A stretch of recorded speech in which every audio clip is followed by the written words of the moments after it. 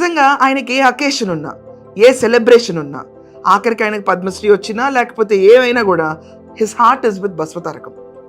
ఆయన అమెరికా వెళ్ళినా, ఎక్కడైనా ఫండ్ రైజ్ చేయాలనుకున్నా, బాలయ్య బాబు గారు ఆఖరికి ఆహా లాంటి పోడియంస్లో షోస్ చేసినా దానికి వచ్చిన రెమ్యునరేషన్లో కొంత మొత్తం తీసుకెళ్ళిపోయి బసవతారకం క్యాన్సర్ ఇన్స్టిట్యూట్కి ఇచ్చేస్తారు. ఇది బాలయ్య బాబు గారిలో ఉన్న ప్రత్యేకత. వాళ్ళ తల్లిగారు క్యాన్సర్తో మరణించారు.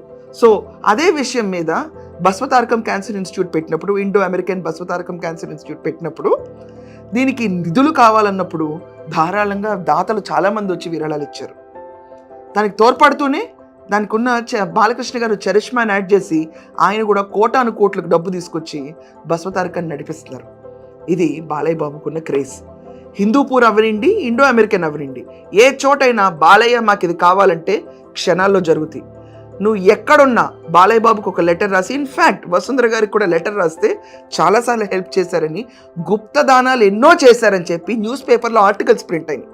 అది చూసి అందరూ షాక్ అవ్వాలి. నిజంగా ఇలా ఉండాలి, గుప్తదానాలు చేసినా కూడా ఈ చేతితో చేసిన ధ్యానం ఈ చేతికి తెలియకుండా జరిగిపోయింది అన్నట్టు. ఆఖరికి ఎవరికైనా ఒంట్లో బాగాలేదంటే బాలయ్య బాబు పర్సనల్ కార్ వెళ్ళిపోతుంది వాళ్ళని పికప్ చేసుకోవడానికి.